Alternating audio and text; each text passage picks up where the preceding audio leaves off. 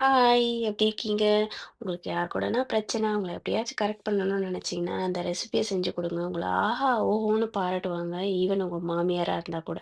தேவையான வெஜிடபிள்ஸ்லாம் கட் பண்ணி வச்சுட்டு, தேங்காய் பால் எடுத்து வச்சுட்டீங்கன்னா, 10 நிமிஷத்துல அந்த ரெசிபிய செஞ்சு அசத்திடலாம். இல்ல என்ன மாதிரி நீங்களும் அப்ராட்ல இருந்தீங்கன்னா, இங்க தேங்காய்லாம் கிடைக்கிறது ரொம்ப கஷ்டம். அதனால தேங்காய் பாலும் நான் கடையிலேயே வாங்கிட்டேன்னு சொல்லி, அந்த நாட்டு மேல பழிய தூக்கி போட்டுடலாம். இப்ப வாங்க ரெசிபி எப்படி பண்றதுன்னு பார்க்கலாம். ஒரு கடாயில தேங்காய் எண்ணெய் ஊத்திக்கோங்க. தேங்காய் எண்ணெயும், தேங்காய் பாலும் தான் இந்த ரெசிபியோட ஹீரோ, ஹீரோயின். ஸோ அத மறந்துடாதீங்க.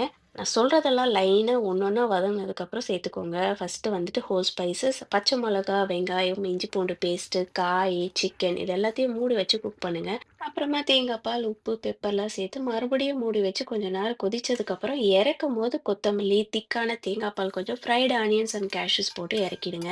இது இட்லி, தோசை, பரோட்டா, பிரெட்டு, கீ ரைஸ்ன்னு எது கூட வேணா வச்சு சாப்பிடலாம். கண்டிப்பா ட்ரை பண்ணுங்க. பாராட்டுக்கு நான் கேரண்டி.